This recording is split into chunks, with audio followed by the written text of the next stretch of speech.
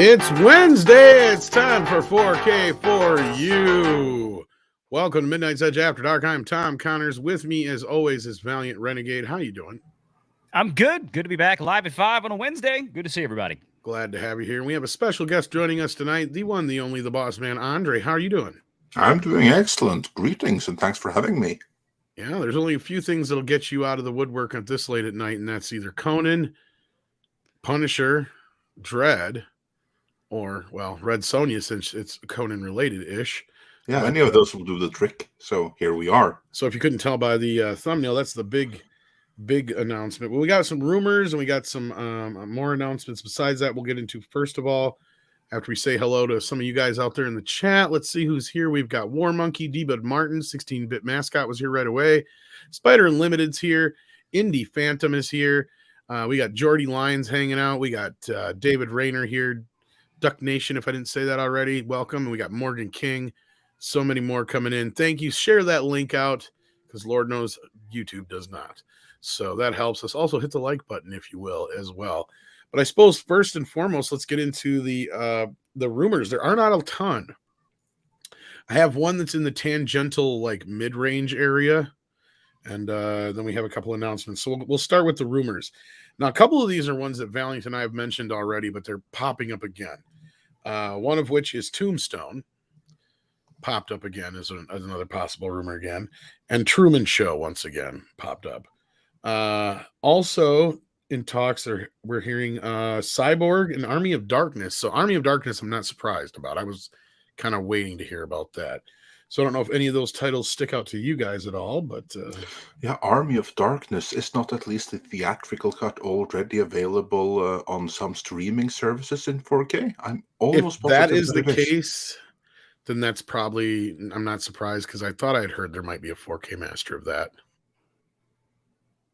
I wouldn't be surprised if that's true. Yeah, I think there is.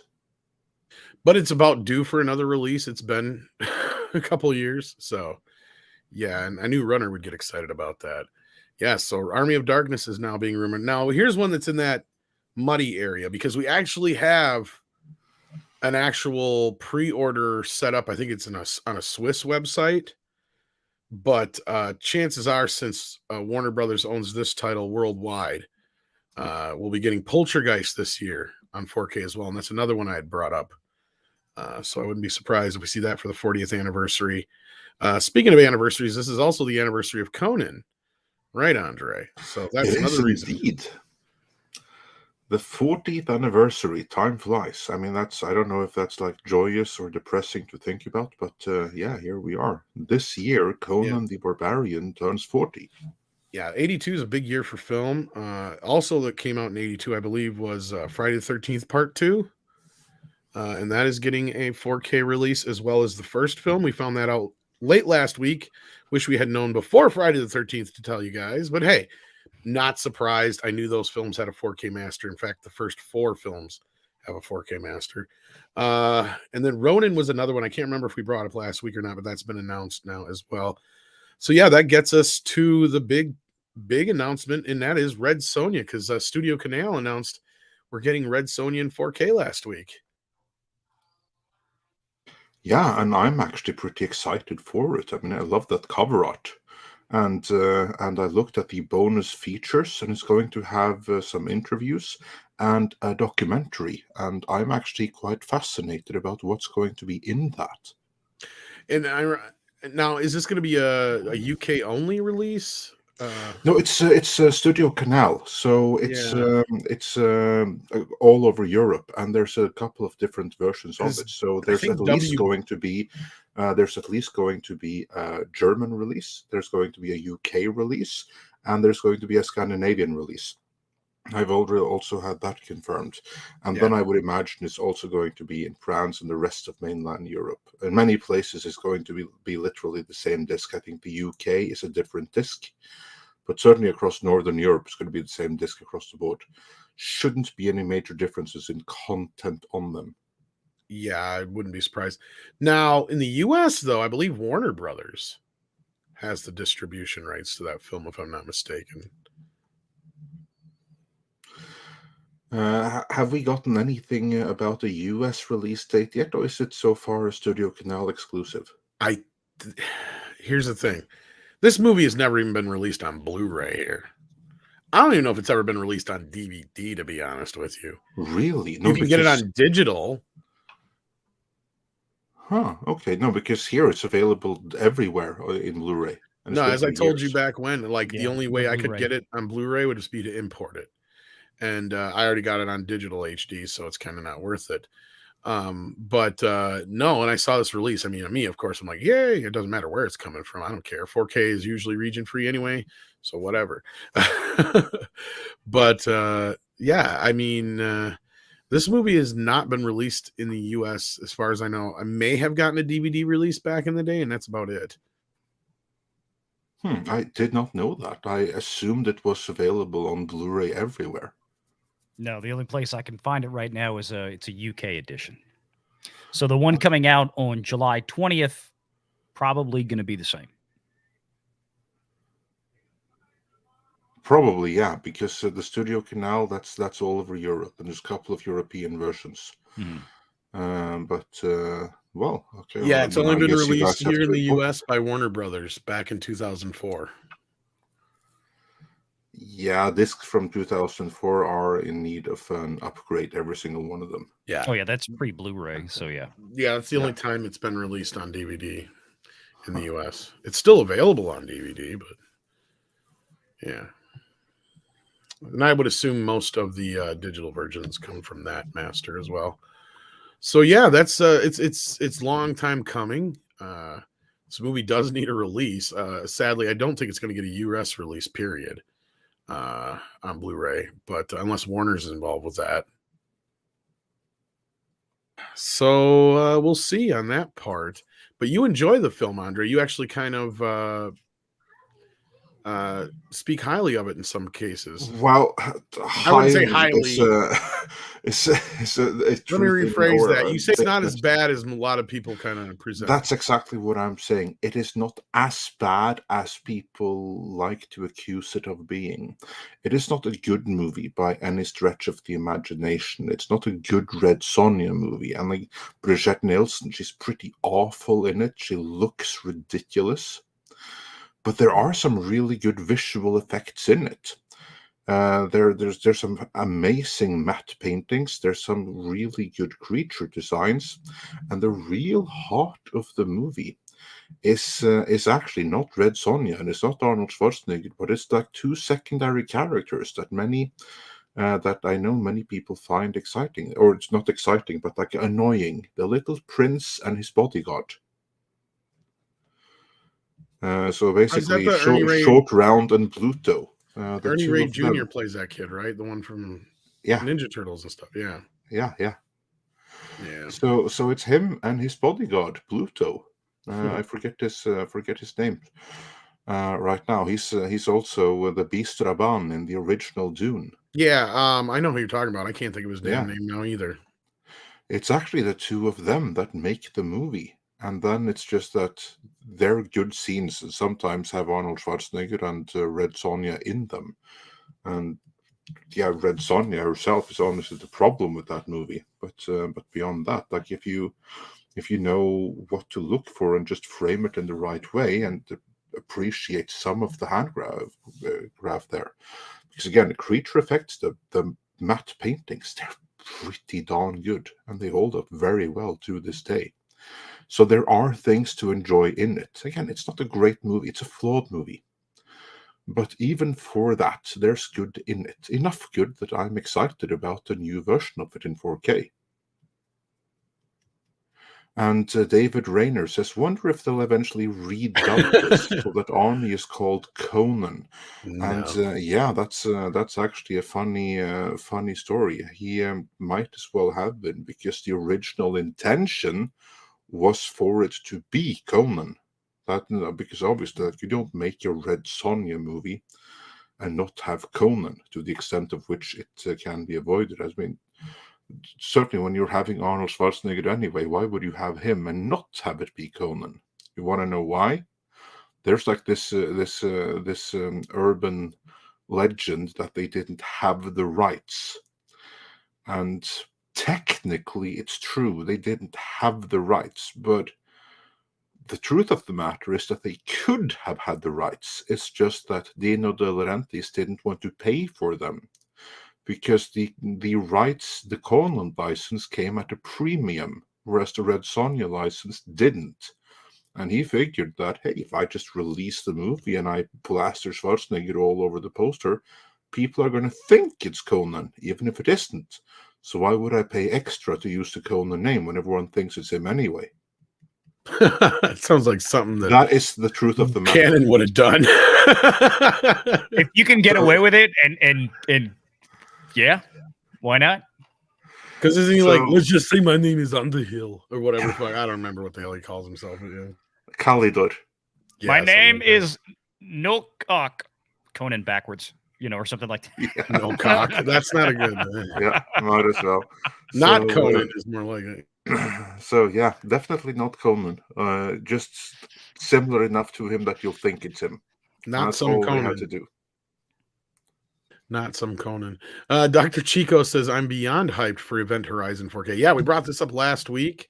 Paramount is official. I think it's Paramount. Yeah, is officially bringing it out. And so is Valiant down there. Excited to see Event Horizon. I will. I mean, I will run home that day, rip that Amazon package open, and if I don't watch that thing twice, I'll be amazed. Well, speaking of new films, I did get one, and we're going to talk here about in a little bit, just for a short, brief period. But Stone Gassman had a question about Red Sonja.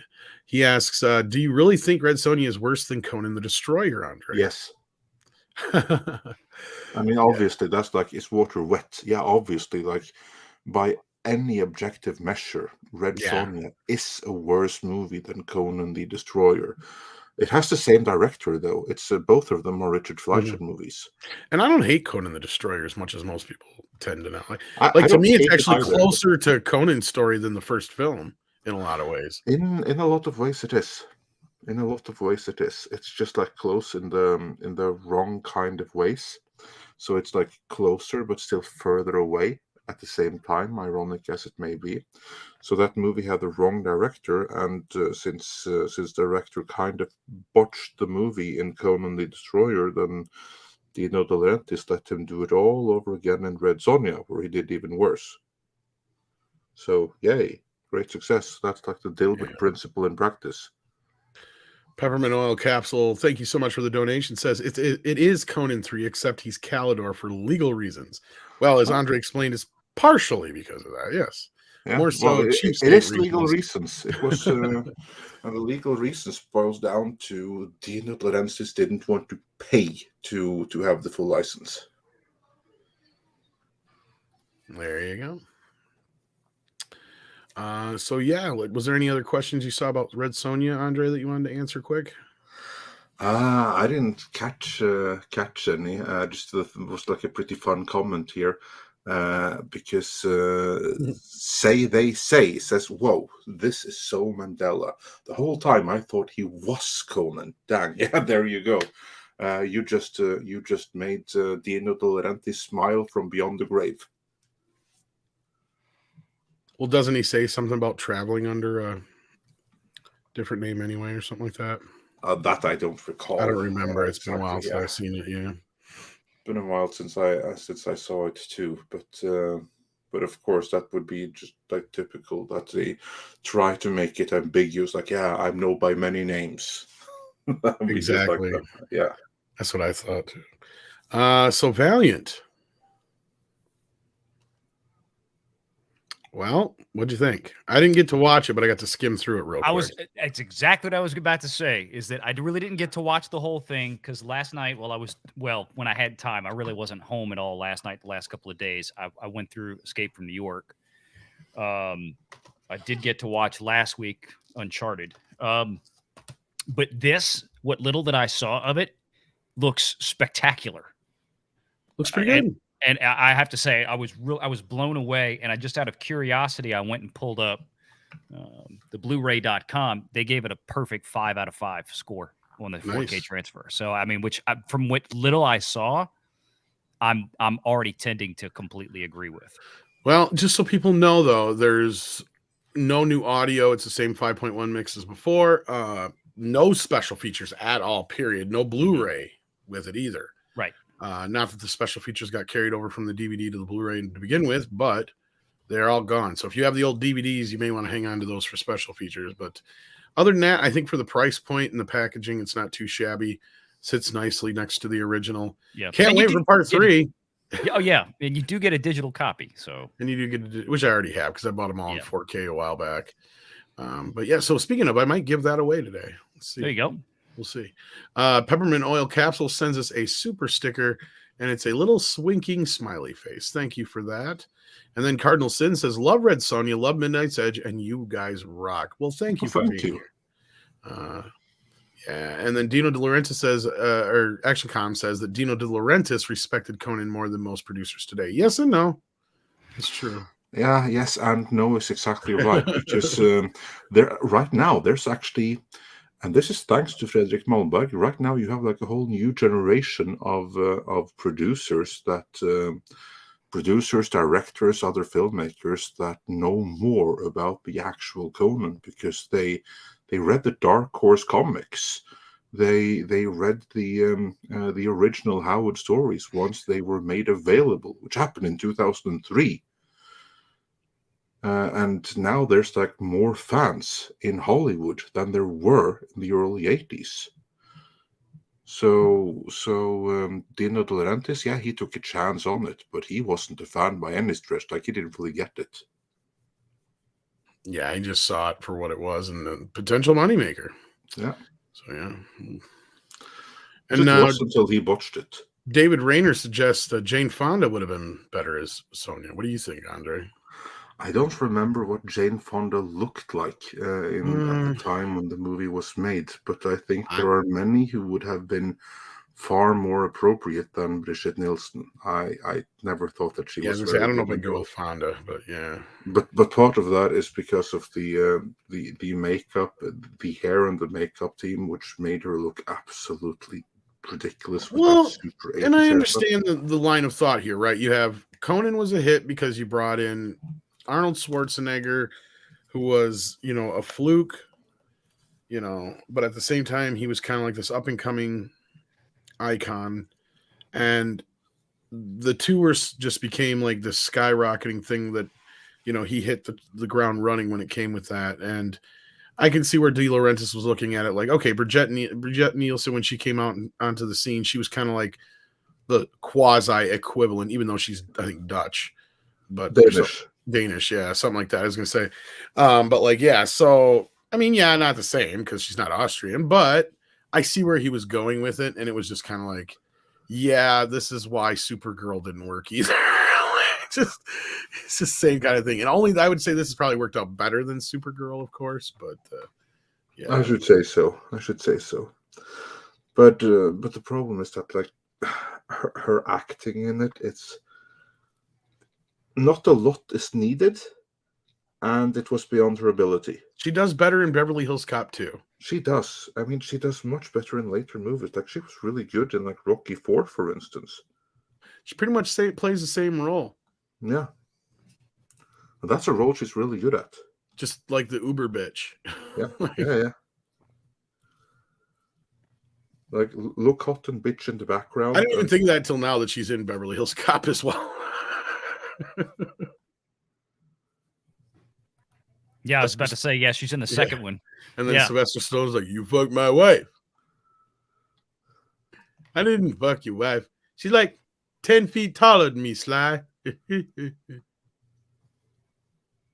that's a big bitch. Yeah, speaking of, like, she was wild on the set with like all her mistress and stuff like that. Like, she was like Schwarzenegger's I heard she mistress fucked on a the lot set. of guys, yeah. Yeah. So that was the thing, is Eddie said she tried to fuck him. But he's like, no, I'm good. I see some people in the comments are suggesting Cynthia Rothrock. Yeah, she would have been a great Red Sonja. Yeah, not bad. Was she in Cobra too? Yeah, right? Yeah. That's where they met originally, wasn't it?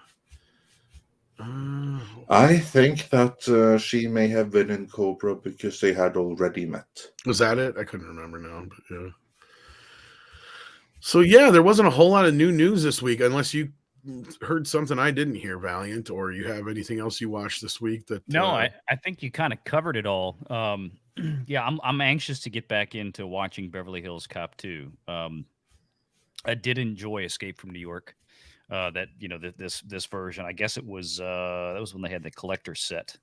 Yeah, it's the I same think. print as Studio Yeah. Canal's version, which I told people don't expect the picture to look leaps and bounds better than anything you've seen before, although it does look much better than the old Shout Factory scan.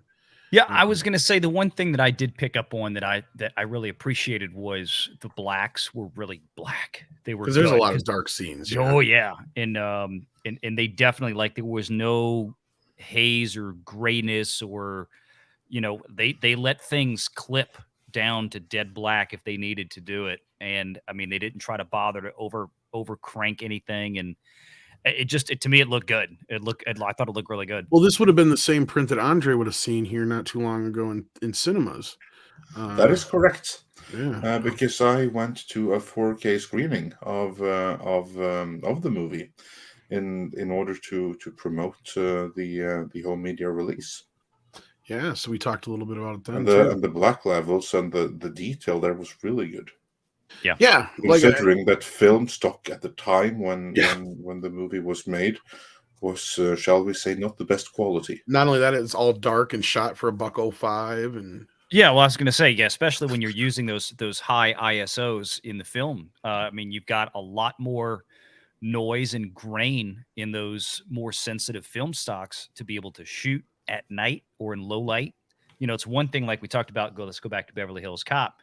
Like the first Beverly Hills Cop movie that they put out looked pretty darn good. This looks even better because it had a better film stock when they were shooting it.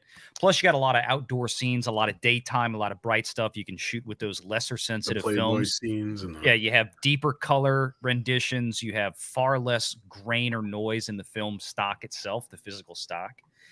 So that's kind of the other side. And that's why I say when I saw this on, Escape from New York, and I saw this copy and just looking at how good the blacks looked, that's what surprised me more than anything. So that's going back to Event Horizon now. That's why I'm so excited about that. If they can make this, they can make something like Escape from New York that was shot, 10 plus years before Event Horizon. I can't wait to see what they can do with that if they do it right. yeah, Because totally. there's a ton of blacks in that movie. And My God. the big difference between Beverly Hills Cop 1 and 2, of course, is that 2, I believe, was shot either Super 35 or completely 35, but it might even been a scope. I have to look. But I think we looked it up last week, didn't I? I think it was scope. Let me look 35, again. yeah. Because I can find it on IMDb Pro. I mean, it looks pretty good. I mean, it looks like 1986. I mean, don't pop this in expecting it to look like a brand new movie, kid. No, it's not going to look like an Ari Alexa shot it, but it still look to me. I like the way this looks better than a lot of the new stuff that gets shot on the Aris because I can tell it's digital. With this, it still has this very organic film look, and they didn't wreck it. They just let it be what it is, and they transferred it extremely well. Yeah, they did a good job retaining the grain element. And so who is releasing Red Sonja 4K? Cardinal Sin asks. Well, as of right now, it's only probably going to be in a few areas outside of the U.S. that we know of because it's through Studio Canal, and the rights issue is a problem. So I don't know unless they've got it worked out with Warner to where Warner's going to release it here, which could be a possibility because a lot of times Studio Canal will release whatever over there, and then their versions will get bumped over here in various to wherever they end up to, whether it's Arrow, Universal, Warner Brothers, what have you. So as of right now, it's just Studio Canal in the UK, and I believe Andre said Germany and a few other areas. Yeah, most of Europe. Most of Europe will be getting it. Which makes more sense. But yeah, unless Warner jumps on this, maybe we'll get a boutique label that'll pick it up, but I don't know if there's been some licensing issues, and that's why we haven't gotten the movie in almost 10 years released here in the U.S., but yeah, it's hard to say. And Bad Mojo, he also, now that he's here, wonders when will it be out? If you're in Europe, it'll be out in July, mid-July. Exact date is going to vary a July little bit 20th, from territory, but mid to late July, most of the places. I'm debating on the Zavi, because the Zavi Steelbook is just being. I think they're just saying it's region free. So I don't know if that's how they're getting around it or what. I'm debating on between that because I'm not a huge Steelbook fan, but then again, I'm that considering getting a steelbook for this. this one is like because the Steelbook is the poster I had for the thumbnail, I believe, and then the I can't remember what the regular Blu-ray is going to be yet, but so we'll see. I might go with the Zabi release. I don't. They charge out the ass and take forever to get shit out though. I have canceled more orders than I've gotten through Zabi. Let me put it that way. So basically, like a director at Lucasfilm, right?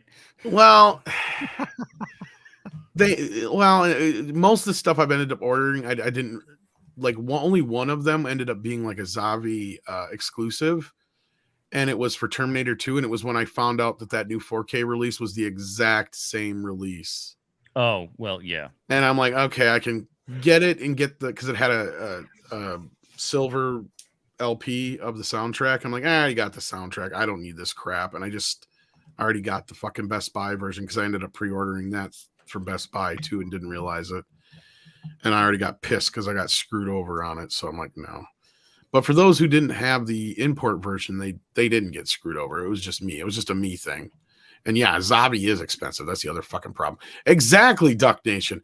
I just end up canceling them after a while. I'm like, fuck it. I got the other version now. I don't need it. I'm like, whatever. They'll learn their lesson. Maybe. So I got an answer here to our Beverly Hills Cop question. Okay, so the first movie, original aspect ratio on 35 millimeter negative was 1:37:1. Printed format was on a 35 millimeter Fujifilm stock, and the second one, negative format on an Eastman film stock, actually 4 different Eastman film stocks. I can tell it's Eastman, yeah. Yeah, 35 millimeter processed Super 35 printed Super 35, format. knew it. Yep.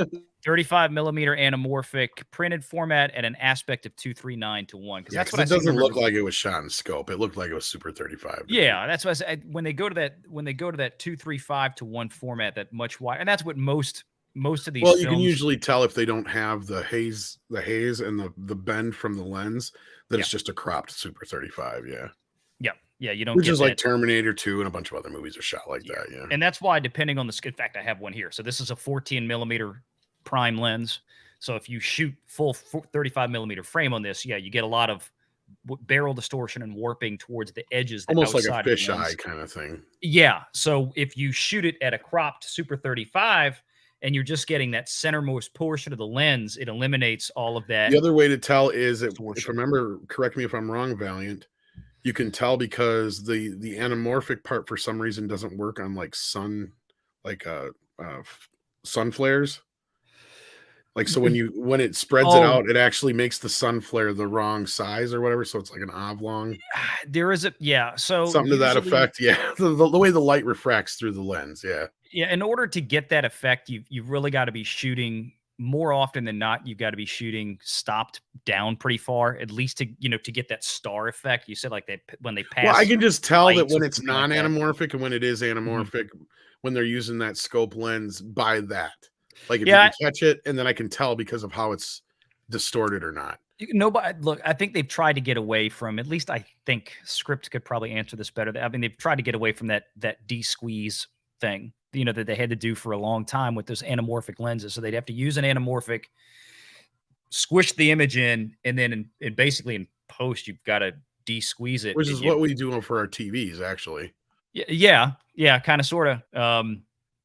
If you're hitting the same concept, that reformat button, to fill up, if you're watching 4:3 and you want to fill a 16:9 image, you can. I usually don't. I leave it like the original aspect ratio. But yeah, I mean, with modern cameras, you don't really so much have that issue because you can shoot. Like I'm on a 35 millimeter camera right now. It's a Canon R6 shooting in 4K at 35 millimeter.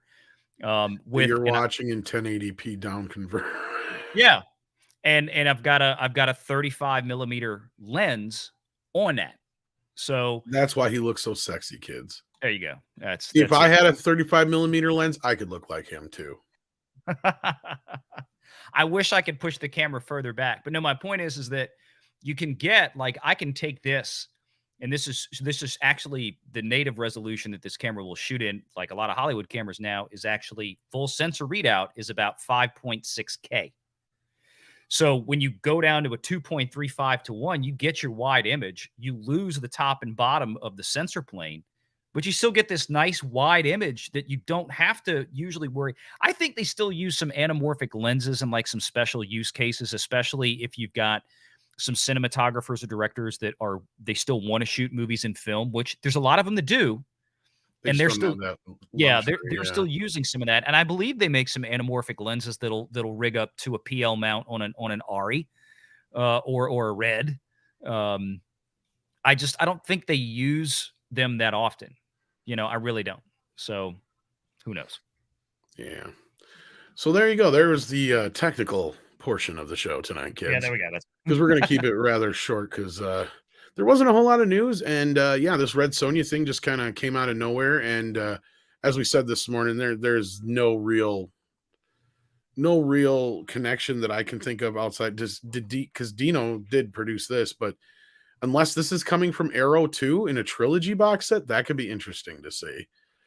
Because before, all I'd heard about was Conan the Barbarian and Destroyer coming from Arrow, which made sense because Arrow has released a lot of Dino De Laurentiis' films here in the U.S., including like Flash Gordon and stuff like that. So is that kind of what you think might be happening, Andre? What do you think? And we're just speculating here, obviously. So yeah, this is pure speculation, but I would certainly hope so.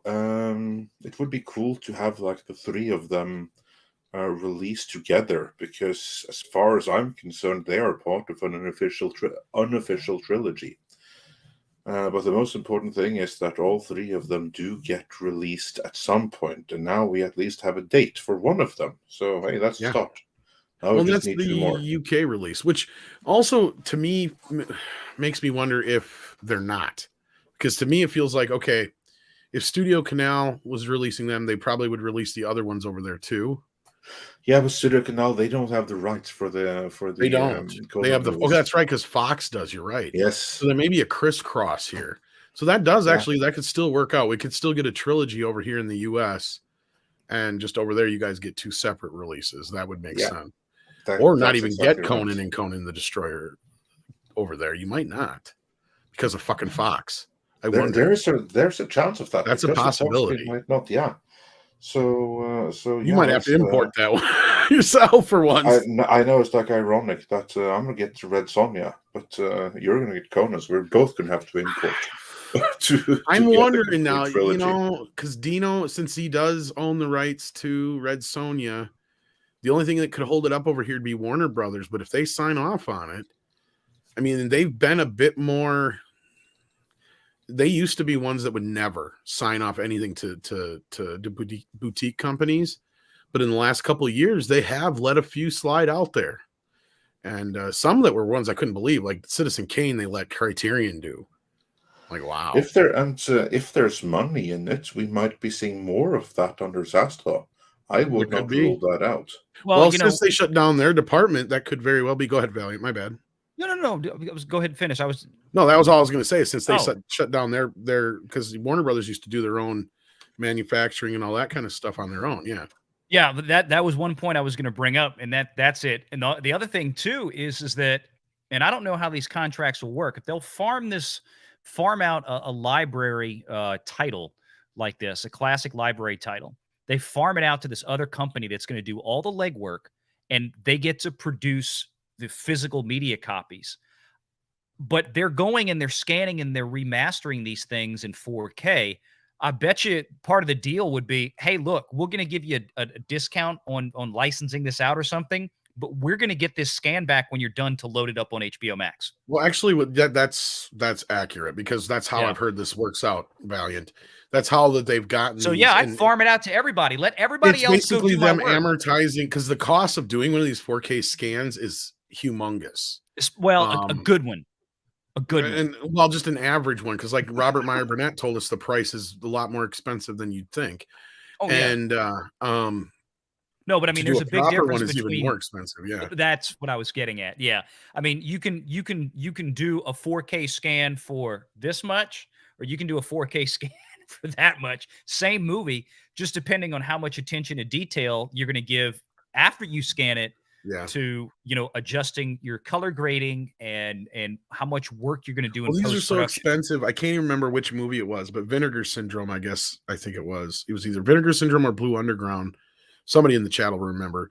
They lost money on a couple of their releases because of the cost difference. But it's gotten to the point where more people are doing it. But yeah, that's what they'll do is even Universal has used it for their own Blu-ray releases, and Paramount does the same shit. We saw it with basically that version of Escape from LA we got. Shout probably paid for that 4K scan because they did the Blu-ray 2 years ago from that 4K scan, and then Paramount just released it this year, disc only, and Universal did the same thing with The Thing. Studio Canal did that over in the UK, but over here Universal released it, and you'll have that kind of shit too. So, and Shout and all these guys and Arrow and Criterion will basically pay for these 4K scans. That's their deal. They get to release. They probably don't pay anything for the license, is what I'd imagine. You're probably right. It's probably a handshake off deal to where you guys pay for the scan. You guys get the rights to release the Blu-ray for X amount of months or years. And then we got that 4K master for streaming and future releases. Yeah, they give them so much of a run, and that's, look, I think to me that's a great deal.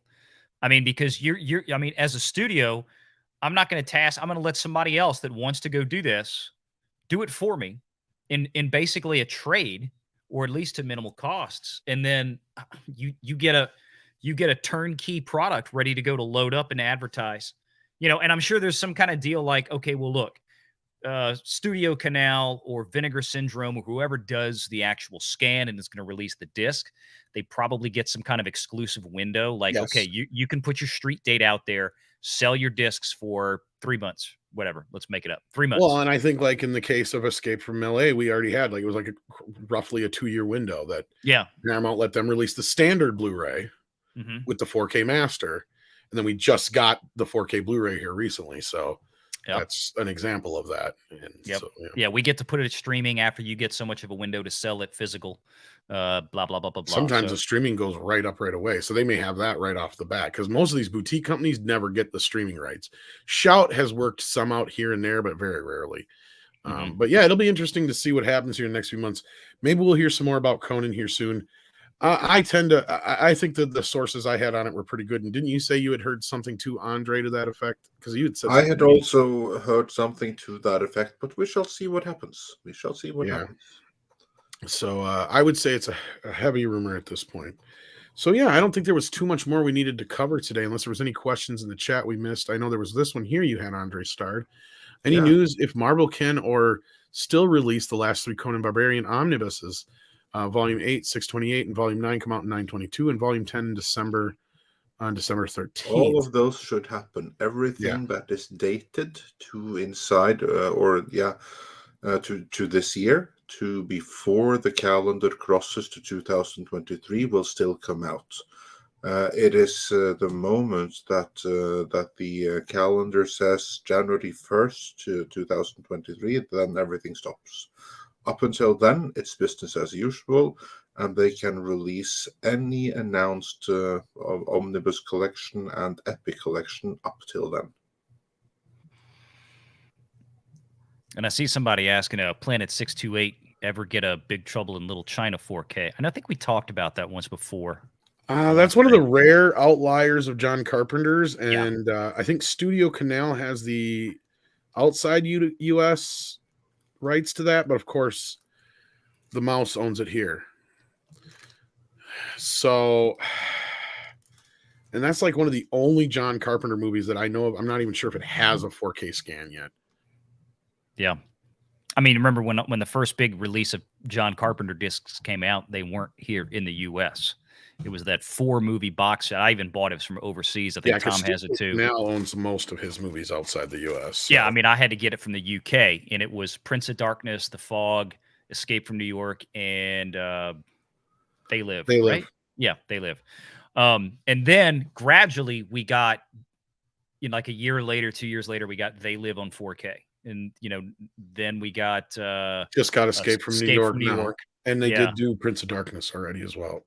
They did, yeah, and I don't know if they put out the fog separately yet. No, the fog is the only one left. Yeah, yep. And of I that got set. a feeling, I didn't hear nothing, but I got a hunch that we might get that by this Halloween, probably. I would love to see that. I mean, if it's the same one I've already got, I'm not going to bother with it. But I mean, if they, if I've it's already rebought They Live and Escape from New York for the Dolby Atmos soundtrack, but you know what? Mhm. I didn't hear too much of a variation between the 2.0, the 5.1, or the Dolby Atmos soundtrack in this case when it came to Escape from New York. So in this one, and this is not all cases, this just happens to be this case. It just feels like it's an up convert because my system did pretty much almost exactly what the Atmos track did, just in up converting it to Atmos.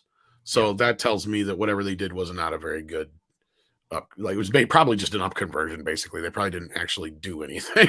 You know what I mean? Yeah, that's what I was going to say. I mean, again, because you got to when you're talking about remastering the audio, you're adding another enormous layer of costs versus just taking. And I'm sure there's a lot of discs out there of that genre and that era where if they can save $1 million from having to re-engineer the entire audio tracks from scratch, from the original source versus just hitting an up convert button and here's adding where a I couple can of gripe and channels. piss them on, and where I know shit. They have been doing this shit since back in the day at DVD. Oh yeah, They've been taking the 2-track mix and just up converting it to a 5.1 mix. So it's basically a faux Pro Logic mix coming through your 5.1 stereo system. Yep. And that and MGM was notorious for that. And then the few times they would actually sometimes redo them, if they did a good job, great. Rare and few and far between. Because sometimes they would completely screw up the original sound of what the going from stereo to 5.1. They would fuck it up. Like a great example, this is MGM for you. Bill and Ted's Bogus Journey. The scene where the boys are proposing to the girls in the original stereos track. And the ghosts are swirling around. Well, there's that one too. But Bill and Ted are both in the left and right channel of the sound. So like it's, you're hearing one out of either. When they did that 5.1 mix for the DVDs and Blu-rays, they both come out of the same fucking center channel. It completely ruins the joke of how it works out because they have them two going back and forth with the dialogue. So when you go to the shot where it has them both wide and they're both coming out of the left and right channel speaker, it's all kind of part of the dynamic of the scene. It just kind of loses its oomph right there. It's like, wait a minute, that's not how it's supposed to sound. I got you. And I noticed it right away. I'm just like, that ain't right. And then like you said later on, I think the same thing when they're swirling around with the ghosts. I think that all comes out of the center too. Like, it's like they went and whipped it all down to the center and not like actually have the original stereo track mixed in with the 5.1, which means they may have had the original tracks, but they didn't pay attention to what the original one sounded like. So you'll have that shit too. No, you're gonna get the phoning in job. That's it. How cheap can we get out of this and just put it out there with a big 4K sign on it? But if they actually do them proper, they're really great. Like I've heard even though there was the sound issue supposedly with the 2.0 stereo mix of Mad Max Road Warrior, I love that Atmos mix. That's why I'm not worried if I ever worry about getting a new version of it. I'll never watch it with that 2.0 mix. That Atmos mix just rips. I mean, it starts up and that fucking engine fires up and it's just, it just encompasses you and you're just like, okay, I'm here. Yeah. Same thing with heavy metal. You know what I'm talking about? That one that's one that I would say most of the time. And even when I watch in here on my main system, which is of course 2-channel, I'm still using the Atmos mixes, and I've got an Uppo UDP 205 behind me.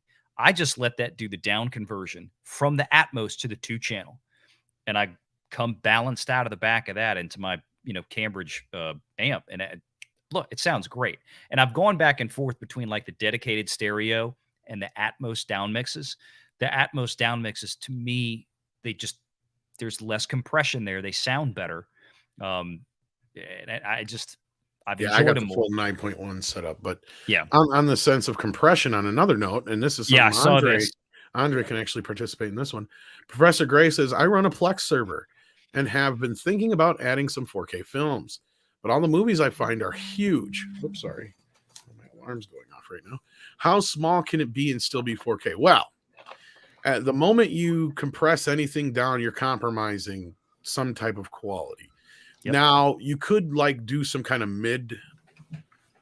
midpoint kind of thing, like instead of doing it in 4K, doing it in like 3K, if you It have depends that on what they offer, capability. right?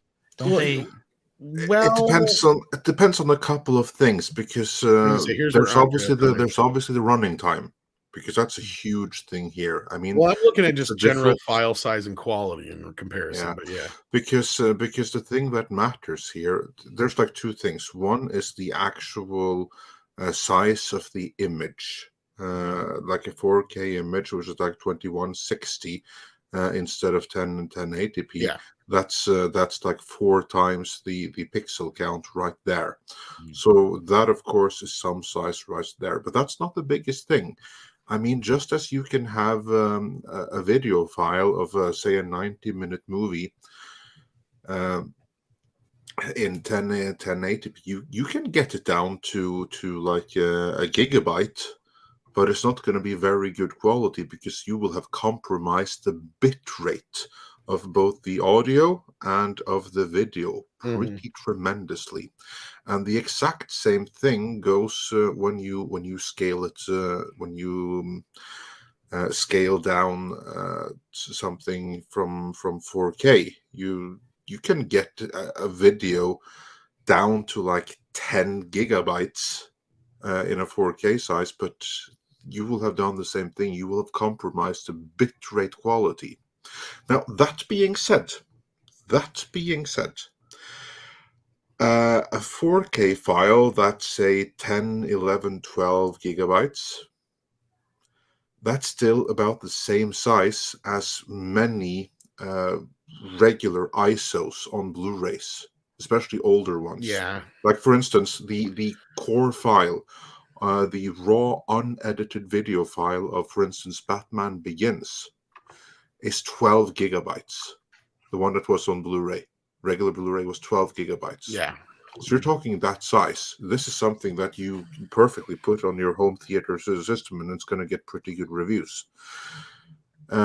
Considering that this is 4K, this is like even finer level of detail. So for your Plex server, for something 4K, if you How can does find Plex something handle in, like HDR and shit though? Then Dolby Atmos, though. That'd be my next oh, question. that depends entirely on what kind of software you're playing that Okay. that Plex are on. That has nothing to do with Plex per se. Gotcha. It Okay. is what kind of hardware you use and what kind of other supporting systems. Because that's the are next on it. question I would ask yourself is, do you even have the ability to play the files? That's what I was going to ask. Yeah. Because And not to mention that, depending on Professor Gray, the age of the Plex server, if it was built for high definition and not 4K, your hardware, like Andre was saying, specifically your HDMI port, may not support that. So that's the other thing. But I mean, as far as hard drive space, I think it's usually not hard to do. You don't have to be that tech savvy. You can probably pop the hard drive out of those things, copy it onto a new, much larger drive, and replace it. And then you can, I don't know if you have a terabyte now, you can go to 8 terabytes. There are I mean, many different things that you can do there. Yeah. I mean, there's Right. really the Well, technical and I'm looking at, limitations like- are easy to overcome. and I'm looking at it like this, like the way most of these, like the way Andre, as far as my understanding, as to how he does it, he has the disc and he'll rip the disc and put it on his Plex server, and it's exactly the same, like a mirror image. I'll put it. Actually, I don't use Plex. I use Kodi. Kodi, but yeah, but similar-ish. What I do is that I'll rip my own stuff and I'll place it on a hard drive or a NAS server, and then I'll mount that to the device from which everything is played back and organized by Kodi. But here's the thing: is if you're ripping straight from a disc, first of all, ripping from 4K, from what I know, is a big pain in the ass. Like you have to have a 4K player, on your computer first and foremost. And then I guess there's some software and even some other finagling you have to do to be able to get that to work. Well, let's just say that all the ripping and everything is taken. But I was just going to say, so there's another way of doing this, and that is, finding different forms and files out there online. And then in that case, you get a few different choices in some cases. But unless you're getting one that is this humongous uncompressed file, they're all going to be compromised one way or another, be it through the sound and the picture. Yeah. And even some that I've seen out there, the files claim they're 4K. they're no better than what a standard Blu-ray rip would look like, because they're that down converted. But anyway, you're gonna say that's what I was doing. That's kind of like what I was getting to. You can get a 4K video file that is 10, 12 gigabytes, and it's still going to be better than an original Blu-ray disc, but it's not going to be the same thing as you were actually playing back an actual 4K. So in reality, it's probably somewhere in that, that 2.5K to 3K range, really, if you want to get technical. But yeah. Yeah, well, you don't have that option. You don't have the option. That's the thing, yeah. Yeah. So the thing that you have to look at is file size, and like, yeah, you can get like a pure ISO that is like 50 gigabytes. So then the question is like, how big do you want it? And I would, for your use, aim for the stuff that's like between 20 and 30. It'll be good enough. Yeah. Yeah, that's what I was going to kind of get at, was that level of compression. I mean, you look at a Blu-ray disc, the normal Blu-ray disc, 25 gigabytes. That's double layer disc, it's 50. And even then, 4K most movies maybe take up 15 gigabytes. That's right. Some 4K discs, they're upwards of 100 gigabytes. Yeah, 4K discs. 4K, on the other hand, is a totally different animal, because you're talking 4 times the size. Yeah. Yeah. Now, to give you an example, you're also dealing with different codecs that are more space efficient. Yeah. Now, that's what I was going to say. I pulled this up. I recorded concert last night on one of my other Canon cameras. 4K recording, 2160 by 3840. I recorded it in an Apple ProRes 422, which is 10-bit color space. That hour and a half that I recorded, 265 gigabytes. That's how much space that was for one camera. When they record these films in RAW, you're talking about, by the time like they finish a movie, put it together in the actual either RE RAW or Red RAW or whatever their Canon RAW or whatever RAW they're using, that's like 2 terabytes, 3 terabytes. And that is being squashed down to that 4K disc to less than 100 gig, which is still a ton, but is a fraction of what it started as. So like when I finish rendering this hour and a half, 260 gigabyte file into once it's a finished render, and I put it up on my wife's YouTube channel for her students or whatever, that 4K file might be down to 20 gigs. It literally will shrink by 10 times or more. So because of, like what Andre said, it's the codec, it's the format. So as you keep compressing it down, like I said, yeah, you can make a 4K file kind of small, but you're gonna strip everything. You're gonna strip away all the benefits of it. Yeah, you'll still have 4K resolution, but it's gonna look terrible. So I mean, if you're struggling with the disk server, if it can even handle it, I mean, it may be to the point where it's probably just that was a long answer, but yeah, it is a very important thing. There's a lot of questions you need to ask and look into before you even consider it. Right, like that's the thing, because compatibility, I think, would be the first thing to worry about. Because I've tried playing files on things I have, and I usually have to bounce between different things to get certain ones to work in certain places and other ways. So unless you already have a proprietary system that you use on your own that you're confident that will work, you're gonna have to play around with it, see what works, and then the other side of it is just test the resolution, right? If you get yourself a couple of 4K files and try them out, see how they look. If they have HDR on them, make sure that your TV registers that it's getting that HDR signal correctly, and stuff like that. And you'll be able to tell. See if the hardware can even do it first before you go through all that. But I mean, if you throw it in there and it's supposed to be a 4K file and it looks worse than a Blu-ray, then that means there's some compatibility issue. I've had that happen, especially HDR files. Like, I don't know that it's simply compressed too much. Yeah. Well, I just had a specific file for some reason. If I could get it to work with the HDR, it looked brilliantly perfect. 4K, everything. It was a full-size file. But if I was trying to play it on something that could not be compatible with that format, it came out like almost DVD quality. It was crazy. I was like, what the fuck? It's like the weirdest thing I ever seen. But yeah, sometimes the HDR can be very touchy. As maybe Human says, it's kind of a pain in the arse, depending on what it is and the format they use and how they format it. Yeah. So that's what I'm saying. If you can do it yourself, you're usually better off by knowing what you've got and what you can work with. So yeah. And if you're not doing it yourself, expect file size to be between 20 and 30 gigabytes, and that's kind of like the quality that it has to be in order to really get all the benefits of 4K. Shouldn't be much smaller than that. But this is true. Like 4K TVs are very affordable now, so there's stuff you can watch and enjoy on them. You just gotta find it and find a way to enjoy it. But as always, we do recommend the best way to do it is on disc, because you're always going to get the best quality, best performance overall, usually. The only reason I would ever go to something like what Andre's talking about with a Kodi or a Plex server would be if I could actually get my 4K films on there in the perfect quality and stuff like that, because then it would help save some space, maybe. That'd be about it. Well, I mean, I can tell you what I do. My Kodi and my setup there, that's for my DVDs and for my Blu-rays. For like the real proper things that need quality, I play 4K on disc because nothing comes close to it. That's probably what I'd end up doing. Yeah. Whereas you can play, you can rip a DVD and you can rip a Blu-ray and you can play back the ISO from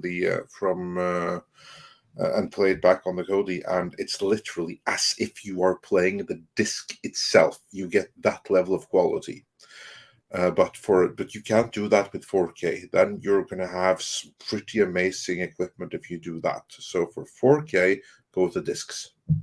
They have services out there where you can download like the full 4K. I mean, you're paying for it, but that's going to get you the closest to the physical media. Apart from that, though, I don't know what else you'd do. Oh, no. We've been here too long. I think Snail Messiah and Austin Woods are getting into the digital versus analog argument in the chat. But we don't need to go there. We don't need this to blow up. Okay, vinyl people. No, I'm not doing it. Do whatever you think sounds best for you. Okay, that's what I'm going to say. Because it doesn't matter what anybody says. Nobody's going to accept anybody else's explanation. So... We had the vinyl versus digital discussion here before, so they can go back and maybe we've find had that it a million episode. times over, and I've had it in I don't know how many other places. Oh Lord, I believe it's all down to the listener, because we don't know how other people perceive and hear things. So and the source material. Well, of course, that's one thing. But there's some cases where people are like, the vinyl sounds better, and I'm just like, are you on fucking crack? It's like, but then, there's very rare occasions where I will say, yeah, my vinyl sounds a little bit better than the CD or the Blu-ray or whatever. But yeah, we're going to wrap this up here, kids. Thank you so much, Andre, for staying up late with us and talking some Red Sonja and stuff like that. We appreciate the time we get to spend with you when it's not on Midnight's Edge in the morning, when you're usually able to stream with us. Well, yeah, no, absolutely. Thanks for having me. Glad to have you. And of course, Valliant. Check out his channel. He's got all kinds of good stuff on there. Been doing some killer interviews lately, so check all that out. You got anything you want to plug real quick before we go? Just come check out the channel. We're a little shy of 8,000, I think, and on the subscriber count. But I know Mandy is doing her 10,000 celebration stream tonight, so I'm gonna probably be over there. Check that out too.